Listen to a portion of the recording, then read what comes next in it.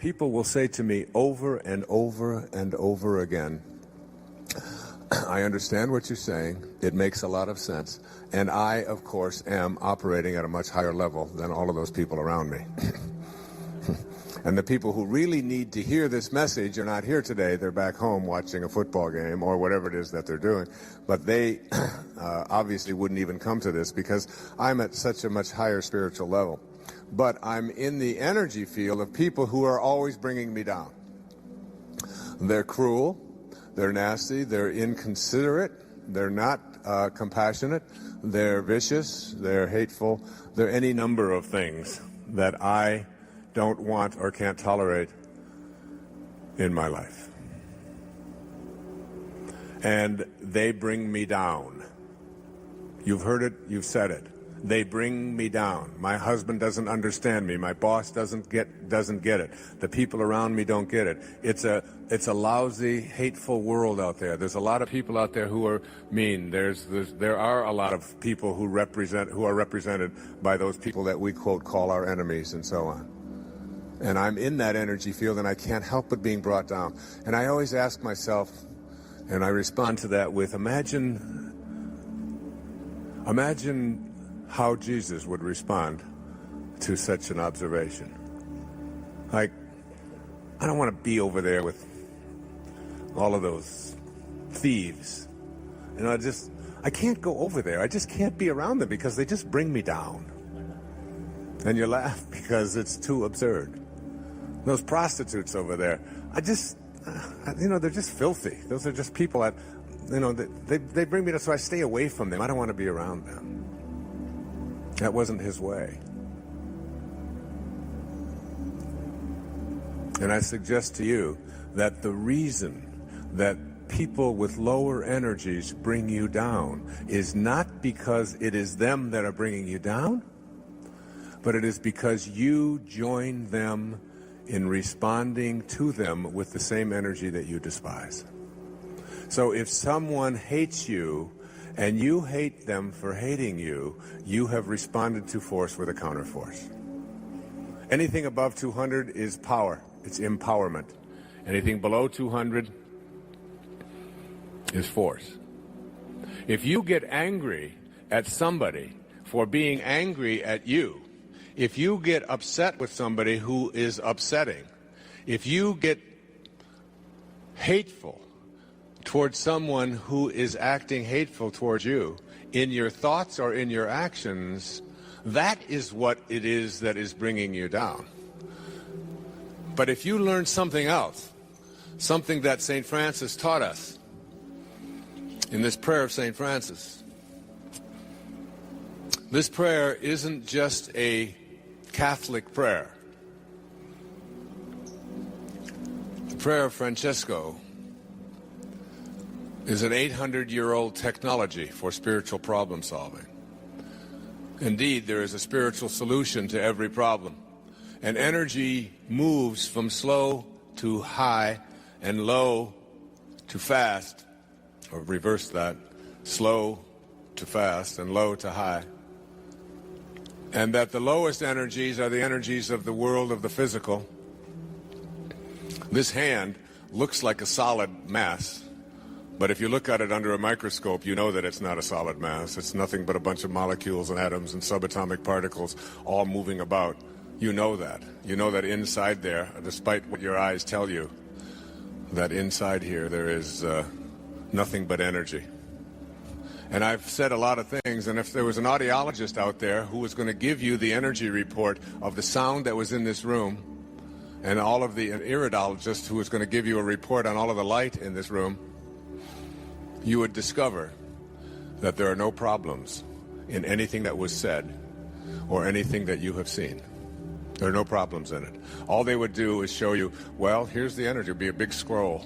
They'd pull it out on an oscilloscope, and it would go like this, and then he said this, and then he said this, and you'd say, well, wait a minute, I thought maybe I heard him swear once, and that really kind of upset me. That was really a problem. And they'd say, no, can't find it in here. No, it's not in the report. The report just shows energy. But I didn't like that. Well, it's not in the report, because energy has no problems. It's only when we take it in and process it that it becomes a problem for us. There's no problems out there. And every problem that we have is located back here in this lowest energy field of all, the energy of the solid. And then we move up from the energy of light to the energy of sound, or of thoughts. And we actually think faster than light. And every thought that we have, as I've talked about in Power versus Force, has an energy component to it. And the higher the thought, as you move up towards love and peace and what I call intention, you change the impact that it has on everything in your life. Not just on everything in your body, but your life as well. And everyone that you impact. Some will feel better for being in your presence, some will feel worse. And the most astonishing piece of research, let me see if I brought it with me, is in the eye of the eye. This is one of the things that Hawkins concludes. One individual who calibrates at 700, if we had one individual calibrating at 700 on this planet, they would counterbalance the negativity of 70 million individuals who calibrate below 200. One person at 700 can counterbalance 70 million individuals who are at force or below. Imagine if there weren't people, enough people, who were moving the energy level of all of humanity with whom we are all connected. If we didn't have these people and this energy and this music and these books and these words and even events such as this going out across the world on the internet and so on, if we didn't have this and we moved our collective consciousness to a place where we didn't have enough people above the 200 range, the collective negativity of the people who live at this energy level would self-destruct the entire human race. That's for you to know how important and significant it is for you to live at these higher levels. And what did Francesco, and when I wrote Spiritual Solution to Every Problem, this photograph, which calibrates just a little bit under 600, which means that carrying the energy, if you look at the last 3 books of mine that have been written, this one, A Spiritual Solution to Every Problem, the 10 Secrets book, and the Getting in the Gap, notice the design, notice the feel, notice the photos, notice the drawings, notice the way that it feels in your hand, because everything has an energy. And we can design books, and we can design to understand. When Linda held the CD next to her of Sky's Music, and then she held the aspartame, one of them made her go strong and one of them made her go weak. Everything has an energy. And when Nisargadatta said to me, you don't have to read this book, he said, this was in 1982, he said, just carry it with you. It was called I Am That. Just carry it with you, and the energy from the words that you carry with you will impact those around you. I said, this is just a crazy old fart. What could he be talking about? How could, and some of you are probably thinking that about me today. How could a person say that just carrying something around could impact? And then I began to see the research, and Power versus Force came into my life, and Dr. Hawkins, and I began to see that I can make an impact and a difference just simply by the things that I carry around with me, what I wear, how I speak, what I listen to. I can make, and I can carry something around. This photograph was taken in Assisi after I carried a young man named John Grable up the steps of this castle, and he had muscular dystrophy. And we were going up the steps, and suddenly, as I had him, he said, I can't go any further, because he walked like this. He had these huge braces, 20-pound braces on his legs, and he had to do this in order to get up each step. And then he had to take this one and go up the step. But this had a circular staircase in it, and it started to narrow, and he couldn't get his leg out any further. He could only go like this far. And he said, Wayne, he said, I can't go up any higher. I can't. And there was a line of people below us. And I said, John, all you have to do is put your arms around my back, and I'll carry you up the steps. And he weighed about 200 and some pounds with his braces. 6'1" man, 22 years old. And he got on my back, and I started carrying him up the steps, and then I remembered a couple of things. First, I remembered that I was 60 years old. And the second thing I had forgotten was that I had had a very serious knee injury. And I had been told that it was pretty seriously injured. I might even have to have surgery on it, possibility of replacement, all of that kind of stuff. And I couldn't even play tennis or run without a brace on it for the previous several years. And as I got about 4 or 5 steps up that castle, suddenly my leg just started to buckle. And I realized that we were going to collapse, and I could see the headlines in the Assisi Daily News. You know, Guru collapses and 2,000 people are all tumbling down this. And suddenly, the night before, I'd given a lecture on Francesco, and I had talked about his biographer, Nikos Kazantzakis, who had called him the last Christian, and what his calibration level was. I had been talking about that. And I saw St. Francis. I saw him standing right there before me. And it was a transformation in my life. And my leg righted itself, and I stood up, and I started walking up those 3 flights of stairs. And suddenly I realized that my knee didn't hurt at all. And I started not just walking, but I started to run up the steps with this 200-pound man on my back at the age of 60. And I ran all the way up to the top, and my wife was up there at the top, and another 25 or 30 people who were there to see the place where St. Clair the last place where she had, before she had died. She was the first woman admitted into the Franciscan order by Francesco. And I got to the top, and she said to me, my wife said to me, she said, "What are you doing?" She said, "You ran up those steps. You're not even out of breath. Everybody else is trying to catch their breath from walking, and you ran up here with John on your back? That's not possible." And I went out, and I walked over to that ledge, and I put my hands together, and I was giving thanks in that moment. And someone on a trip snapped that photograph, and we made it the cover, and it was calibrated at such a high level. And to this day, that was almost 3 years ago. That was on the feast day of St. Francis, the 4th of October. I play tennis on this. I run on this knee. I haven't worn a brace since. I can dance on it. I could just, it's like the knee has been totally complete. So many people ask the question when they want to live on a life of meaning, how can I do it when I'm around so many people who are operating at lower levels? You've missed the point if you're asking yourself that question. If you're living with somebody, a spouse, for example, family members, people that you work with, neighbors and so on, who are living at lower levels of energy than you cannot be dragged down by their low energy. That's not possible. That's not how the universe works. The reason that you feel dragged down is because you join them in their energy. You become within yourself what they are. In other words, the sentence, "You make me angry, you make me depressed by your behavior," really says that I see your depression, I see your anger, I see your hatred, I see your prejudice, and I'll have some of that too, and I'll hate you for hating me. And I'll be angry at you for being angry at me. Or being around you so depresses me because you're so depressing that you cause me to be depressed. That isn't the case at all. It's because that person's depression is something you decide you'll align with. Now, if you take the reverse, if you take Jesus, who would walk amongst the prostitutes and would walk amongst the thieves, he didn't say, I'm not going to go over there and talk to those thieves. They took my sandals the last time. I'm not having that happen to me again. It's not, and I don't want to be around those hookers because, they're going to be tempting and so on. He didn't do that. When he would walk among the thieves would no longer want to steal. Don't you remember on Golgotha? At the crucifixion? He was between 2 thieves. Both of them were redeemed by being in his presence.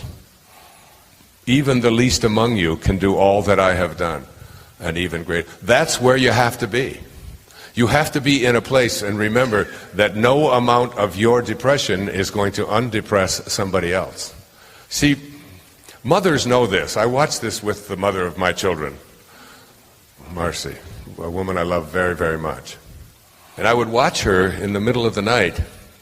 I would be laying over here and she'd be here and the baby would cry. And instead of her saying, like so many people speak about, you know, that crying really just upsets me, and it really upsets her. Why do you keep crying? It's like, you know, you're just doing it. You're upsetting me. You're making me upset. She didn't do any of that.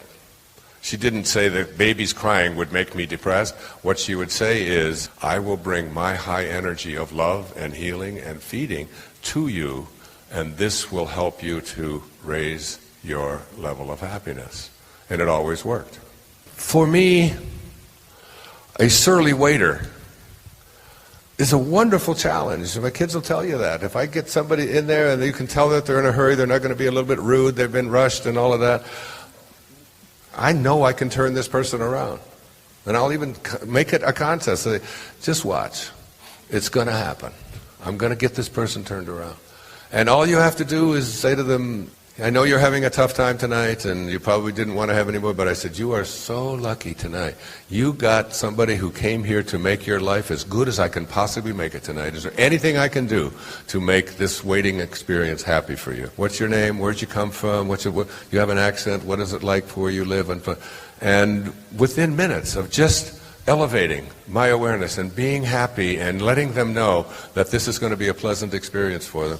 And I do this, you know, before you know it, they're bringing you free desserts. We don't have to pay for anything. Here's a complimentary pass. Come the next time. By the way, my mother works over at this place. Would you like to get a massage? Those kinds of things happen all the time. When you get your ego out of the way, when you dissolve your connection to this gross worldly world of conflict, and begin to just say, I can turn this around. The lady who cleans the toilets. Now, to me, anybody who in my life cleans toilets for me and changes my bedding and makes my room nice, that's an angel. That's not somebody that I deserve to disrespect. That's an angel who's come in and willing to serve me and work for very little. That's always, for me, that's $100. I seek her out and I just say, I just appreciate you. And I do this before I go to sleep. I do this before I even take the room. And it's just, I mean, $100 bill to me is a piece of paper. For her, and it isn't even what it does for her financially. It's like, what you do is you take people that, she looked surly, she looked angry, she looked like she didn't want to be in there, she looked like just another, you know, like white howley in here who's I've got to deal with. She was a lady from Mexico, and she just looked like she didn't. And when I just took her over and I put my arm around her, I said, you know what? I am so happy that you are here to help and serve me, and I just want to express my gratitude to you. You can take every incident of people who are operating at levels that you know keep them tied and connected to the gross worldly realm, and you can shift it. You can shift it. Because you practice a life of meaning is one in which you elevate your awareness to such a place that no matter who enters this realm, if they don't come with love, they don't get in. They don't get in. Inside of this shell of a body, this shell, this thing that I live in, inside here is my inner organs. And inside of those organs is an invisible intelligence. And inside there, in this little chamber inside of me, there's a sign that says, do not enter unless you come with love. So you can insult my body. You can be angry. You can even do things to my insides. But in here, where I live, do not attempt to enter unless you come with love. That's all I have in there. And you can do this. He presents this in Power versus Force that seems to bring it all home very clearly. Let's attempt to understand all of this through an example. Imagine a bum on a street corner in a fashionable neighborhood. Can you get a picture of that? Bum, street corner, fashionable neighborhood. In a fashionable neighborhood in a big city stands an old man in tattered clothes, alone, leaning against the corner of an elegant brownstone. Look at him from the perspective of various levels of consciousness and note the differences in how he appears. From the bottom of the scale, at a level of 20, the level of shame, This bum is dirty, disgusting, and disgraceful. And that's how you view him, and you know people who do. And you may know yourself as having done that at one time. From the level of 30, which is guilt, he would be blamed for his condition. He deserves what he gets. He's probably a lazy welfare cheat. At 50, hopelessness, his plight would appear desperate, damning evidence that society can't do anything about homelessness. At 75, grief, the old man looks tragic, friendless, and forlorn. At a consciousness level of 100, fear, we might see him as threatening, a social menace. Perhaps we could call the police before he commits some crime. At 125, desire, he might represent a frustrating problem. Why doesn't somebody do something? At 150, anger, the old man might look like he could be violent. Or on the other hand, you might become furious that such conditions exist in the first place. At 175, we're still at levels that still weaken you. Pride. He could be seen as an embarrassment or as lacking the self-respect to better himself. And at 200, courage. Now we're at the distinction between truth and falsehood and that which empowers rather than weakens. We're at power rather than force. At 200, we might be motivated to wonder if there's a local homeless shelter. All he needs is a job and a place to live. At 250, neutrality, the bum looks okay. Maybe even interesting. Live and let live, we might say. After all, he's not hurting anyone. At 310, willingness, we might decide to go down and see what we can do to cheer this fellow up. Or volunteer some time, perhaps, at a local mission. At 350, acceptance, the man on the corner appears intriguing. He probably has an interesting story to tell. He's where he is for reasons we may never understand. At 400, reason, he's a symptom of the current economic and social malaise, or perhaps a good subject for in-depth psychological study. Now we move to the higher levels. At the higher levels, the old man begins to look not only interesting, but friendly, then lovable. Perhaps we would then be able to see that he was, in fact, one who had transcended social limits and gone free. Maybe a joyful old guy with the wisdom of age in his face and the serenity that comes from indifference to material things. At 600, peace, the highest level any of us will ever attain here. He is revealed as one's own self in a temporary condition. Can you see the difference? Can you see the distinctions between how we look at things? A simple bum standing on a corner and all of the attendant ways that we have of processing it, some of which will weaken us individually and collectively, and some of which will empower us individually and collectively. There's nothing natural about living a life filled with stress and anxiety, having feelings of despair and depression, and needing pills to tranquilize yourself. Agitated thoughts that produce high blood pressure, a nervous stomach, persistent feelings of discomfort, an inability to relax or sleep, and frequent displays of displeasure and outrage are violating your natural state.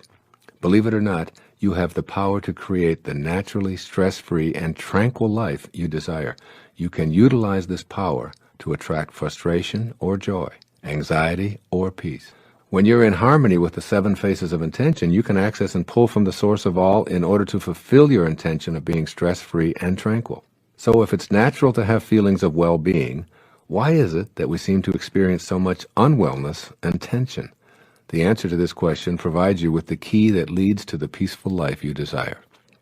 Stress is a desire of the ego. We speak of stress as if it were present in the world as something that attacks us. We say things like, I'm having an anxiety attack, as if anxiety is a combatant. But the stress in your body is rarely the result of external forces or entities attacking you. It's the result of the weakened connecting link to intention caused by your belief that ego is who you are. You are peace and joy, but you've allowed your ego to dominate your life. The following lighthearted way to stop taking yourself so seriously is from a book by Rosamund and Benjamin Zander. He's the conductor of the Boston Philharmonic Orchestra, titled The Art of Possibility. It illustrates in a delightful way how we allow ego to create many of the problems we encounter that we label stress and anxiety. It's called Rule Number 6. I'll share it with you. 2 prime ministers are sitting in a room discussing affairs of state. Suddenly a man bursts in, apoplectic with fury, shouting and stamping and banging his fist on the desk. The resident prime minister admonishes him. "Peter," he says, "kindly remember Rule Number 6. Whereupon Peter is instantly restored to complete calm, apologizes, and withdraws. The politicians return to their conversation only to be interrupted yet again 20 minutes later by an hysterical woman gesticulating wildly, her hair flying. Again, the intruder is greeted with the words, "Marie, please remember Rule Number 6. Complete calm descends once more, and she, too, withdraws with a bow and an apology. When the scene is repeated for a third time, the visiting prime minister addresses his colleague. "My dear friend," he says, "I've seen many things in my life, but never anything as remarkable as this. Would you be willing to share with me the secret of Rule Number 6? "Very simply," replies the resident prime minister. "Rule Number 6 is, don't take yourself so damn seriously." "Ah," says his visitor, "that's a fine rule." After a moment of pondering, he inquires, "And what, may I ask, are the other rules?" "Oh, there aren't any." As you encounter stress, pressure, or anxiety in your life, remember Rule Number 6 at the moment you realize you're thinking stressful thoughts. By noticing and discontinuing the inner dialogue that causes stress, you may be able to prevent its physical symptoms. What are the inner thoughts that produce stress? I'm more important than those around me. My expectations aren't being met. I shouldn't have to wait. I'm too important. I'm the customer here, and I demand attention. No one else has these pressures. All of these above, along with a potentially endless inventory of Rule Number 6 thoughts, are from the ego's bag of tricks.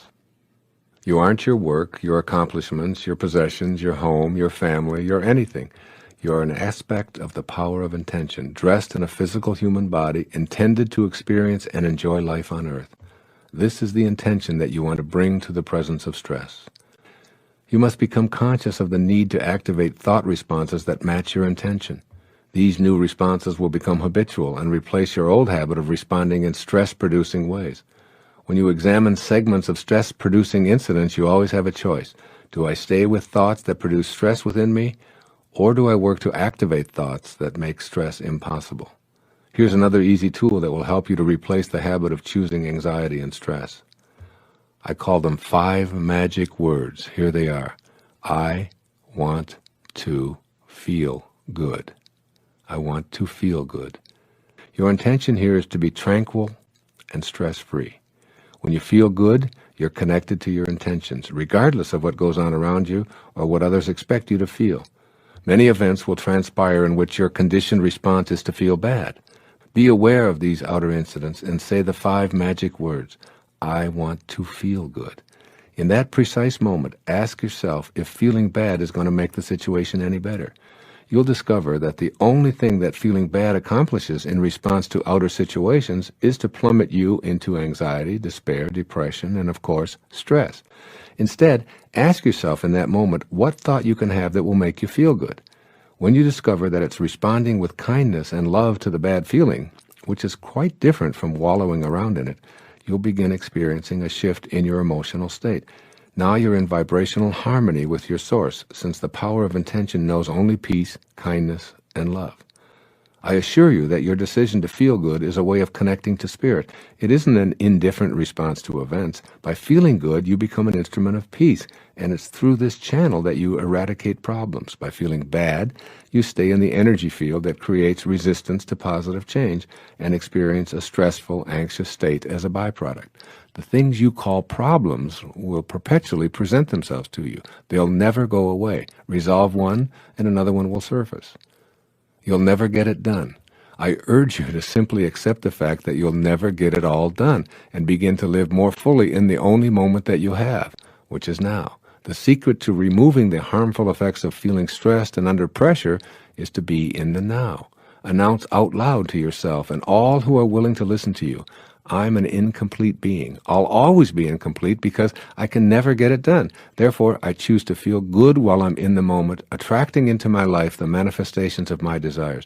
I am complete in my incompleteness. All resistance melts away when you can feel complete in your incompleteness. I wake up every night around 3 o'clock in the morning.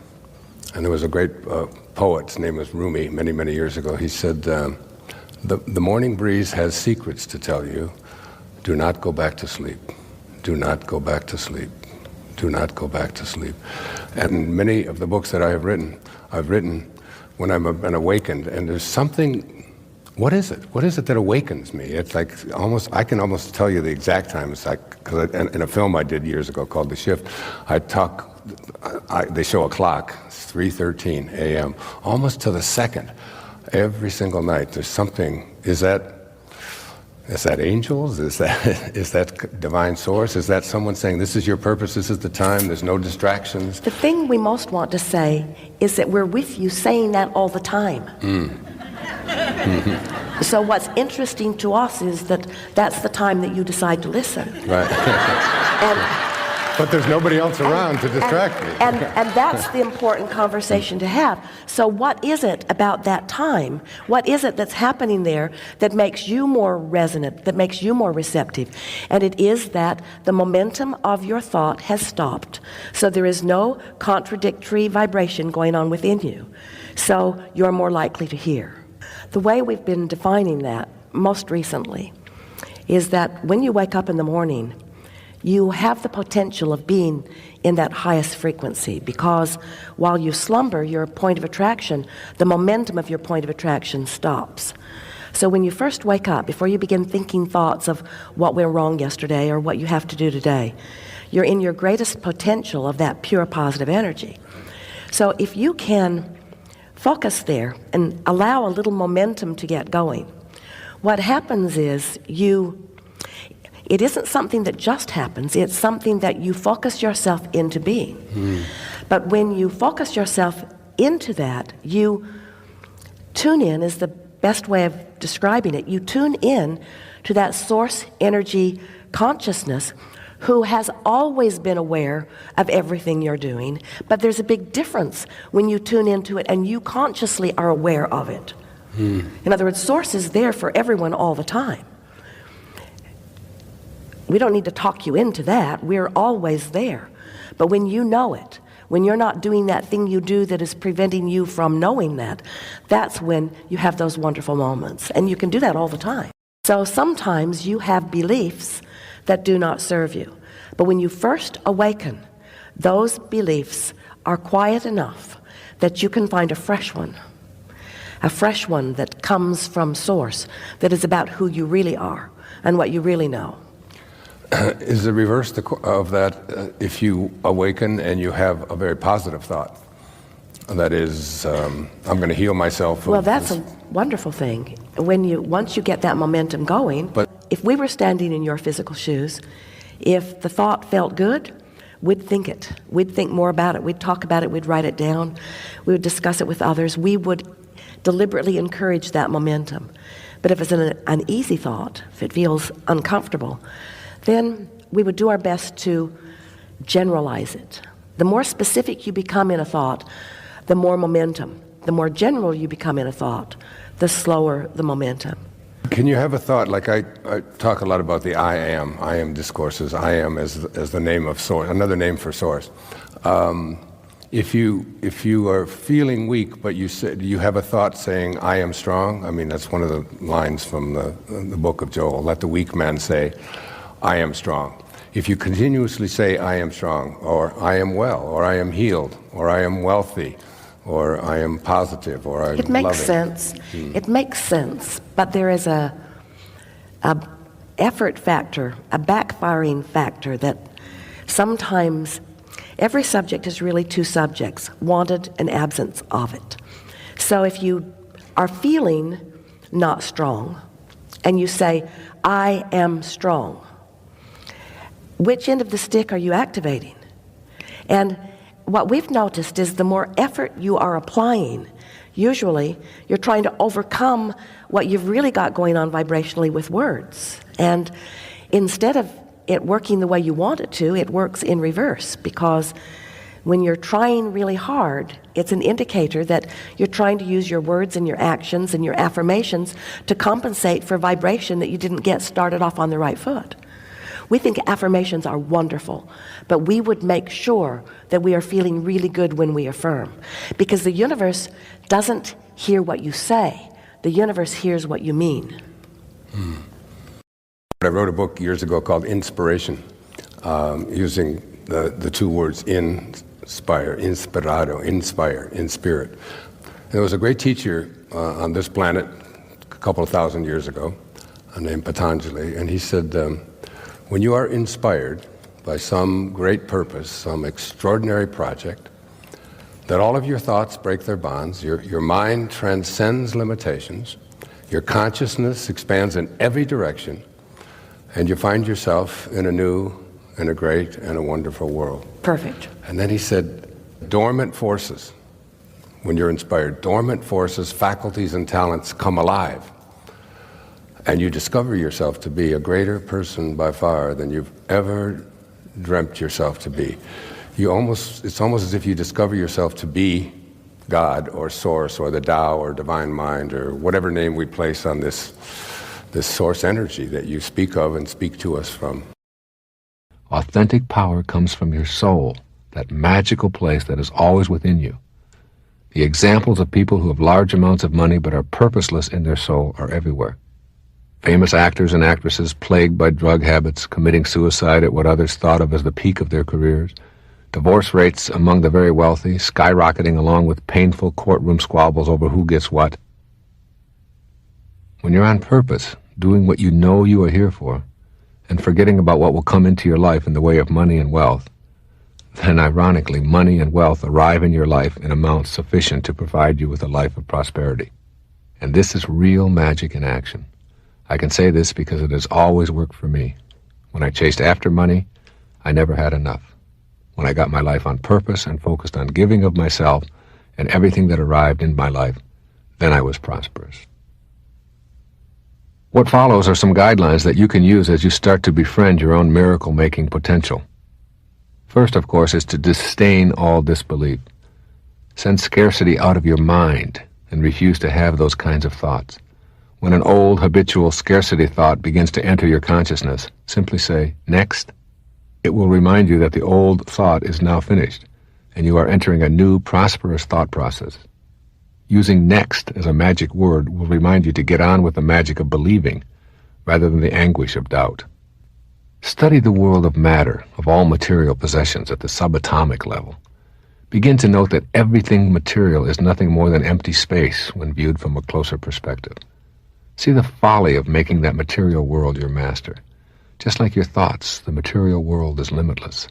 It is without beginning and end, totally abundant and totally available to you if you know what your true purpose here is. Develop a trust in your intuitive inner voices.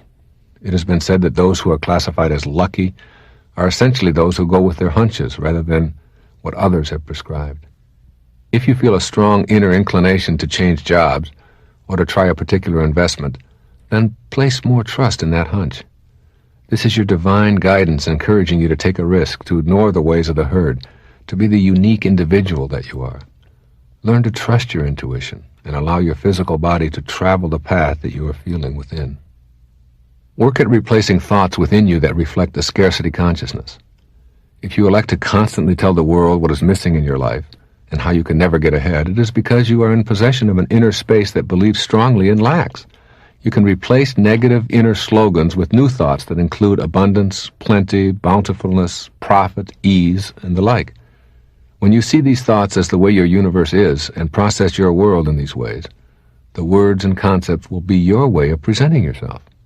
You will begin to act on the new thoughts, just like you previously acted on the old ones to create your life circumstances. Develop a conviction in your heart that prosperity truly belongs to you. To think about prosperity is a great beginning, but you must make those thoughts that you are entitled to prosperity into actual beliefs. Merely wishing for it is not enough, for nothing will truly be in your life until you reach a conviction within you that it belongs there.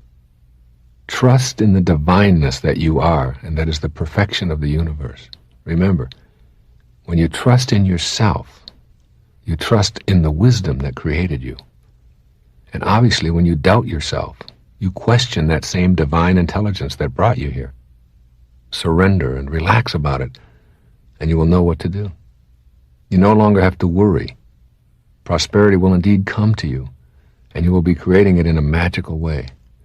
Trust in the miracle that you are, then get on with your life in a purposeful way. Get rid of the polarity that you may have about money. You have perhaps either seen money as God's blessing or as the arch enemy of spirituality. Keep in mind that if your purpose involves providing things that require money for others and for yourself, and if you are uncompromised about your own commitment to your purpose, then money will show up in your life to assist you with your heroic mission. The denouncing of money is a trap. Instead, see it as that which is manifesting in your life to assist you with your purpose. Then stay on purpose and use that money and any other physical abundance that will begin showing up in your life in larger and larger amounts to fulfill your commitment to your purpose. If money is all that you covet and you want it for the purpose of gaining power over others, then you will never get enough, because you never get enough of what you don't want. Your goal is in the invisible realm, that place where you do all of your living. Money and other symbols of prosperity arrive in your life to assist you on that path. If you miss the message, you may see lots of money come into your life, and you will also experience it disappearing. Avoid the trap of expecting your prosperity to arrive in your life through the efforts of others. You create your own life of prosperity. No one has to change in order for you to experience your own prosperity. This is an inner game, and you must leave behind your expectations of others. Take responsibility for your own feelings about prosperity, and you will eliminate any and all suffering that you experience in this context. Prosperity is something that I know can be achieved by anyone. If I can experience it coming from my scarce beginnings, then it is hard for me to imagine that anyone else cannot make it happen. You may never have thought of yourself as a person who has genius residing within you. You may have thought that genius is a word reserved for the Mozarts, Michelangelos, Einsteins, Madame Curies, Virginia Woolfs, Stephen Hawkings, and others whose lives and accomplishment have been publicized. But keep in mind that they share the same essence of consciousness that you do. They emanated from the same power of intention as you did. They have all shared the same life force animating them as you do. Your genius is in your very existence, awaiting the right circumstances to express itself. There is no such thing as luck or accidents in this purposeful universe. Not only is everything connected to everything else, but no one is excluded from the universal source called intention. And genius, since it's a characteristic of the universal source, must be universal, which means that it's in no way restricted. It's available to every single human being. It certainly can and does show up differently in every single one of us. The qualities of creativity and genius are within you, waiting your decision to match up with that power of intention. Changing your energy level to access the genius within you. Higher energy is the energy of light, which is a way of describing spiritual energy. The 7 faces of intention are the ingredients of this spiritual energy. When you shift your thoughts, emotions, and life activities into these realms and deactivate the lower energies of the ego, the God force within you begins to take over. It's so automatic that it travels faster than your thoughts. This is why your thoughts about how you did it are so bewildering. The higher energy level actually transcends thought, moving into vibrational harmony with the source energy of intention. As you release ego-dominated thoughts, which convince you that you're doing these amazing things and you are responsible for these unbelievable accomplishments, then you begin to tap into the power of intention. This is where the genius that you truly are resides. I'd like you to consider what may seem like a radical idea. Genius can show up in as many ways as there are human beings. Anything in any field that anyone has ever accomplished is shared by you. You're connected to every being that has ever lived or ever will live, and you share the same exact energy of intention that flowed through Archimedes, Leonardo da Vinci, the Virgin Mother, and Jonas Salk. You can access this energy. At the deepest level, all things and all people are composed of vibrations organized into fields that permeate the entire structure of the universe. You share these vibrations, and you are in this field. The starting point is knowing and understanding that this level of creativity and functioning called genius resides within you. Then begin to deconstruct doubts about your role here. Make a commitment to raise your energy levels to vibrate harmoniously with the field of intention, despite attempts by your ego and other egos to dissuade you. Expanding your reality. Pay attention to yourself in ways that allow the expansion of the infinite possibilities that you're potentially capable of. You may decide, as I have, that repairing an automobile and surfing in the ocean aren't what you're going to enjoy doing. You leave these activities to others, and you use your genius to engage in pursuits that please and attract you. Expand your reality to the point where you pursue what you love doing and excel at it. Involve yourself in the high energy levels of trust, optimism, appreciation, reverence, joy, and love. That means love for what you're doing, love for yourself, and love for your genius, which allows you to immerse yourself in any activity and enjoy the process of experiencing it fully. Trusting your insights. The process of appreciating your genius involves trusting those inner flashes of creative insight as being worthy of expression. Never, but never regard any creative thought that you're having as anything other than a worthy potential expression of your inner genius. The only caveat here is that these thoughts must be in vibrational harmony with the 7 faces of intention. Inner thoughts of hatred, anger, fear, despair, and destruction simply don't foster creative insights. The low-energy, ego-dominated thoughts must be replaced and converted to the power of intention. Your creative impulses are real, they're vital, they're worthy, and they crave expression. The fact that you can conceive of them is proof of this.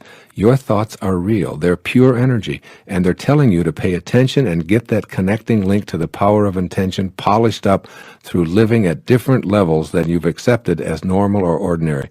At these levels, everyone is a genius. Appreciating the genius in others. Every person you interact with should feel the inner glow that comes from being appreciated, particularly for the ways in which they express their creativity. A core theme which strengthens the flow of the power of intention is wanting for others as much as you intend for yourself. Appreciating the genius in others attracts high levels of competent energy to you. By seeing and celebrating the creative genius, you open a channel within yourself for receiving the creative energy from the field of intention. These kinds of events of people walking by and saying, "Is this your strawberry ice cream?" and you say, "Wow, I was just thinking about that. Ooh, what's going on? How did that happen? Where did that come from?" Or you're thinking about your sister and you're just having a conversation with her. You haven't seen her in 5 years, and you go to the phone and she's calling, or, endless numbers of these kinds of synchronistic events that almost like you have a collaboration with fate they become more frequent, they become more noticeable, they aren't something that you say, "Oh, how could this happen? Isn't that interesting?" or "It's just chaos," because there's no such thing as chaos, no, is there? It's only the appearance of chaos. There is nothing in chaos. It's like when you go to, let's say you go to New York City, and the best example I can use of chaos is Grand Central Station. Okay, yeah. So everybody is going hither and thither every which way and what, and you think it's chaotic.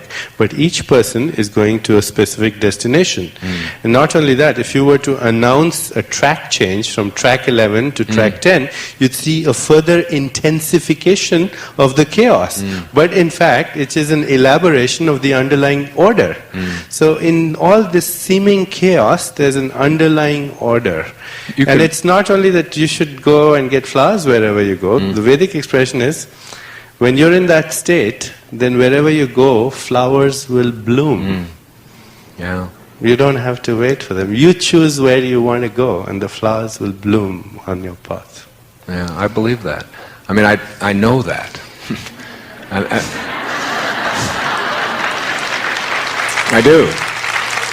And I've seen it happen, and I believe you can take this kind of consciousness and make it work, not only for you, but for those around you, or for the world.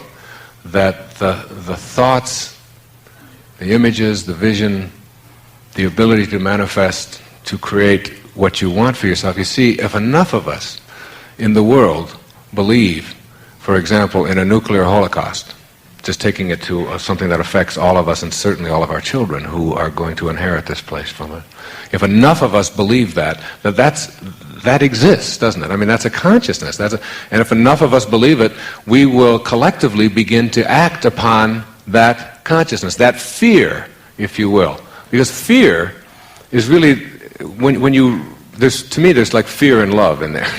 I mean, hate isn't the opposite of love. Fear is the opposite of love.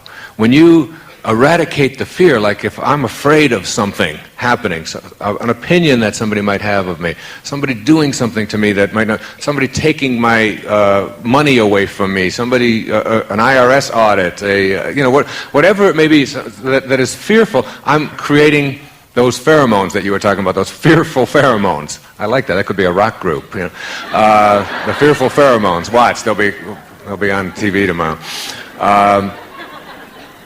You create that. When I have that fearful thought, I find myself, I use a technique that I'm writing about in Real Magic where I just say, I use the word next. Just like, okay, here's that thought, and I say to myself, next.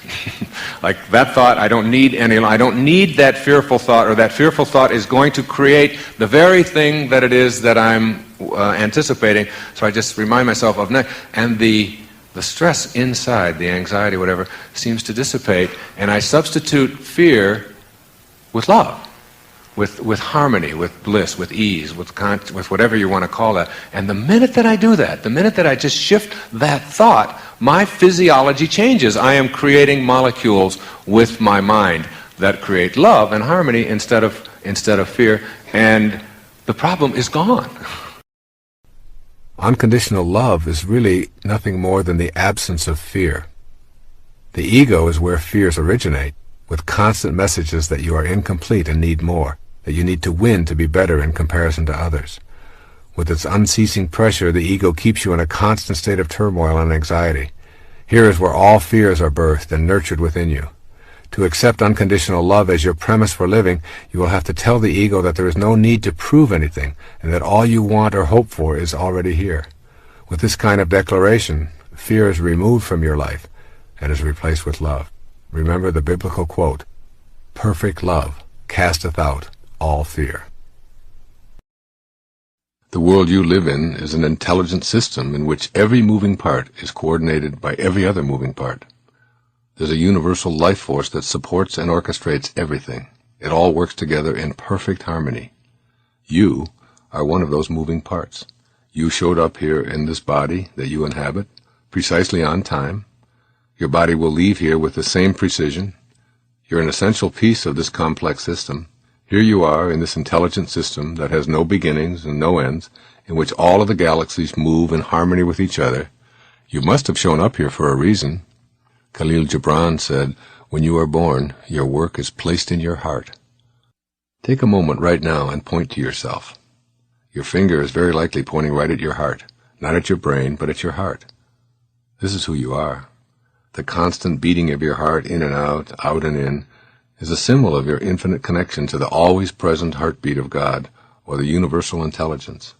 Your left brain calculates, figures things out, analyzes, and comes up with the most logical choices for you. It thinks. Your right brain represents your intuitive side. This is the part of you that goes beyond reason and analysis. It's the part of you that feels things, that's sensitive to love, that's emotional about what's important to you. Your right brain allows you to tear up as you hold your babies or bask in the beauty of a glorious day. Your left brain can analyze it, while your right brain lets you feel it.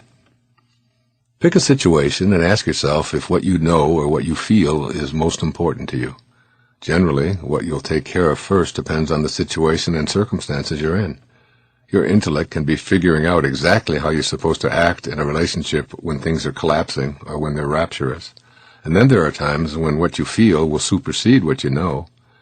If you are feeling fearful, scared, lonely, or on the other hand thrilled, loving, and ecstatic, these will be the dominant forces you'll act upon. These are the times when your right brain is right. Your right brain will always lead you passionately to your purpose. Listening to your right brain. There's an intuitive, invisible presence that's always with you. I picture this presence as a nagging little creature who sits on your right shoulder and reminds you when you've lost your sense of purpose. Listen to your invisible companion. Express the music that you hear and ignore what everyone else around you thinks you should be doing. As Thoreau put it, if a man does not keep pace with his companions, perhaps it is because he hears a different drummer. Let him step to the music he hears, however measured or far away. Be willing to accept that others may even see you as having betrayed them, but you haven't betrayed your music, your purpose. Listen to your music, and do what you know you have to do to feel whole, to feel complete, and to feel as if you're fulfilling your destiny. You'll never be at peace if you don't get that music out and let it play. Let the world know why you're here, and do it with passion. Being passionate means taking risks. You may indeed find yourself living a comfortable life when you don't follow your instincts. You're aware of that nagging companion saying to you, "This may look right, but does it feel right? Are you doing what you came here to do?" For many people, the answer is, "How do I know what my heroic mission is?" You'll find your passion in what inspires you the most. And what does the word inspire mean? It derives from the words in spirit. When you're inspired, you never have to ask about your purpose. You're living it. For one of my children, it's about riding horses and being at the stables. She's in heaven when on horseback, or even cleaning out a stall filled with horse manure. Another daughter is only inspired when she's singing, writing music, or performing. She's felt that way since she was 2. For another, it's her artwork and design that makes her feel purposeful. For yet another, it's designing websites and creating computer programs for others. For me, it's writing and speaking and creating products to help people become self-reliant. This has always been my passion, even as a young boy.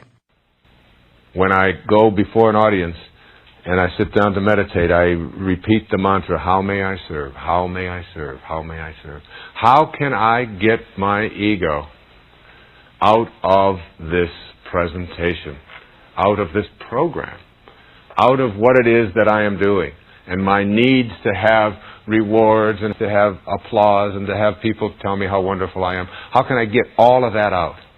If you're a dentist, you can give a flower to every patient. You can call them in the evening and ask how they're doing, as my dentist always does.